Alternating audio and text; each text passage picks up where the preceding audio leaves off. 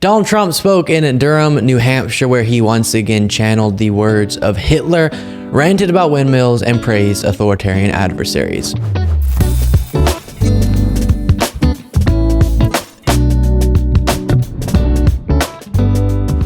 Well, here we go again. Donald Trump just keeps telling us who he is. So please, can we believe him? He spoke in New Hampshire over the weekend, and we'll get to a few different moments from this speech, beginning with what you may have heard about already, him once again echoing the words of Hitler, saying that migrants poison the blood of the country. Take a look. Country, when they do that, we got a lot of work to do. They're poisoning the blood of our country. That's what they've done. They poison mental institutions and prisons all over the world, not just in South America, not just the 3 or 4 countries that we think about, but all over the world. They're coming into our country from Africa, from Asia, all over the world. They're pouring into our country. Nobody's even looking at them. They just come in. The crime is going to be tremendous. The terrorism is going to be, and then we built a tremendous piece of the wall, and then And NBC News pointed out while reporting on that moment, the term blood poisoning was used by Hitler in his manifesto Mein Kampf, in which he criticized immigration and the mixing of races. Quote, all great cultures of the past perished only because the originally creative race died out from blood poisoning, Hitler wrote. And here was the last time Trump used this phrase. Nobody has any idea where these people are coming from, and we know they come from prisons. We know they come from mental institutions, insane asylums. We know they're terrorists. Nobody has ever seen anything like we're witnessing right now. It is a very sad thing for our country. It's poisoning the blood of our country. It's so bad, and people are coming in with disease. People are coming in with every possible thing that you can have. So after receiving a bunch of backlash to that moment, Trump does it again in New Hampshire as we watched. So he knows what he's doing. He's choosing to echo Hitler. He reportedly had a book of Hitler's speeches on his bedside table. He knows this excites his base, and that's what makes it so dangerous. The Biden campaign also responded to that moment, saying, quote, tonight Donald Trump channeled his role models as he parroted Adolf Hitler, praised Kim Jong-un, and quoted Vladimir Putin while running for president on a promise to rule as a dictator and threaten American democracy. Trump is not shying away from his plan to lock up millions of people in detention camps, and continues to lie about that time when Joe Biden obliterated him by over 7 million votes 3 years ago. He's betting he can win this election by scaring and dividing this country. He's wrong. In 2020, Americans chose President Biden's vision of hope and unity over Trump's vision of fear and division, and they'll do the same next November. And that's it. Hopefully so. And one more reference for you before moving on to other moments from the speech. Here is NYU professor and expert on authoritarians Ruth Ben-Ghiat responding. By now you've probably heard that Donald Trump is back talking about blood pollution by immigrants. Yes, this is fascist rhetoric. The Nazis made the fear of blood pollution of their master race and their civilization a foundation of their state. Italian fascists talked about the threat of non-white immigrants coming in to ruin white Christian civilization. Mussolini actually talked about rats who should be killed because they were bringing infectious diseases and communism into Italy. It really could not be more clear. And no, his followers won't care, and that's what's so frightening. Then, next moment from this speech, moving on from the echoing of Hitler, here's Trump just lying flat out about the jobs record of him versus Biden. We're going to cover them. Biggest tax increase in history. When we had the biggest tax decrease ever. Think of it. Ever in history of our country, the biggest tax cut, the biggest tax decrease in the history of our country, the biggest regulation cuts in the history of our country, the best job numbers in the history of our country, the real job numbers, not the fake job numbers that they get. So, of course, actually, Trump was one of only 2 presidents to have left office with fewer jobs than when he came into office, which is a pretty abysmal record. But you say that's because of the pandemic. Absolutely fair. We can take that into consideration. We should remember that he wildly mismanaged the pandemic, but even so, giving that to him, you still see the job growth after we recovered all the pre-pandemic jobs, I should say, is still stronger under Joe Biden than Donald Trump, even if you're excluding the crisis for Trump and recovery for Joe Biden, because Bidenomics actually does work despite the propaganda of the likes of Trump and Fox News.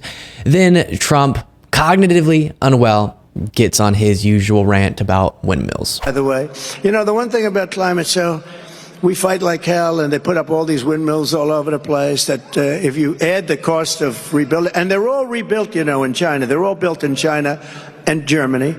And they said, let's assume you're a big believer in this. They send big fumes in. So you add it all up, and it's terrible. You can't get rid of the blades. They only last 10 years. The energy is the most expensive energy you can do. They kill all our birds. If you want to see a bird cemetery, go under a windmill sometime. You'll see birds like you never saw. If you love birds, you'll start to weep.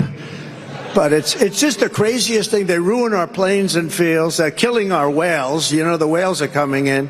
I think we had one whale come in 50 years. This year we had like 12. It's a terrible thing they're doing to our country. And they're doing. So as we've seen for quite some time now, he has this confusing and obsessive hatred for windmills. He acts like it's because of a concern for the birds and the whales. I've previously debunked the whales part of that. Windmills are not posing any notable risk to whales. And then birds, do windmills kill some birds? They do. But interestingly, as US News and World Report points out, in reality, wind turbines kill far fewer birds in the US than cats, buildings, or cars, according to a 2015 study. And apparently that was the most up-to-date research on bird mortalities in the United States. So if he cares about the birds, he should start with those other things, I guess. Cats, the real culprit. And also, why are we taking seriously Trump's analysis on windmills when he's the guy who previously claimed that they cause cancer? I don't know. Then you have this moment from Trump. It's a great country. And by the way, it's not a great country anymore. It's a total mess. Our country is not a great country anymore. Our country is a mess. You remember CAG, Keep America Great. I couldn't use it. I said America's not great now. I wanted to say Keep America Great. Can you even imagine if Joe Biden said that? If Joe Biden said our country is no longer great, Fox News would go nuclear, the likes of which you've never seen before. The right is constantly accusing the left of hating America. Those radical leftists hate this country. And of course, I can't speak for every person who's on the left, but for me, the way that you love your country is by trying to improve it and improve the lives of its citizens and serve people the best that you possibly can. But often to do that, we have to identify the problems in the country as they currently are so that we can address them and change them. But previously, many conservatives would call those complaints, discussions about systemic issues, hating America. If you hate everything so much, why don't you just leave? They'd say. But now their dear leader is going around saying the country's not great and they don't care at all. Again, just imagine if Joe Biden or Barack Obama ever said that. The right-wing media ecosystem would go crazy. For years after that, they would say, these America-hating Democrats, I guess they already say that, but they would say it even stronger. And then it's not a Trump speech without him obsessing over Xi Jinping. The whole thing is not believable. Can you imagine President Xi of China, powerful kind of a guy? They hate when I say that. Oh, you're saying nice things now. He controls 1.4 billion people rather ruthlessly, right? Can you imagine when he sees this guy? He just wishes that he could be Xi Jinping. It's that simple. Which is why he constantly praises him. By the way, I just filmed yesterday episode 3 of Mochas with MAGA, sat down with a few Trump supporters. One guy stormed off during an interview. It was crazy. One guy came and was trying to pretend like he was a Trump supporter, but he obviously wasn't. He was just trying to get on camera or something. It was very strange. We had to kick him out. Very hectic film day. But that episode will be uploaded while I'm off on break next week. But in one of the moments, I brought up the fact that Trump constantly praises Xi Jinping. And one of the Trump supporters said he had never heard Trump say that. It genuinely confuses me so much, the fact that some of the people who support Trump the most know the least about what he's doing and saying day to day. As all of you know, Trump can't get through a speech without obsessing over Xi Jinping. Unprompted, he just rants about that. Oh, the media doesn't like me saying this. The media barely covers you saying this now. But he just constantly has to bring it up. or Vladimir Putin or Kim Jong-un. They're so strong and so smart and powerful. But still, somehow, many of his followers have no idea. And that applies to also his call for the termination of the Constitution. Most of them don't even believe that he posted that on Truth Social. It's his account. It's there. And it's so many other things they just don't keep up with. So I'll never understand it. You have the guy's name on your shirt. At least keep up with what he's doing and saying day to day. But no, that's too much for them to do, I guess. And then one more moment from this speech.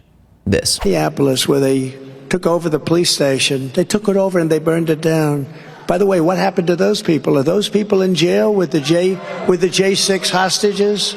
What happened to those people, come to think of it? They're not in jail with the J6 hostages. I don't call them prisoners, I call them hostages. They're hostages. So people who attacked the Capitol on January 6th are hostages, according to Trump. Not prisoners, but hostages.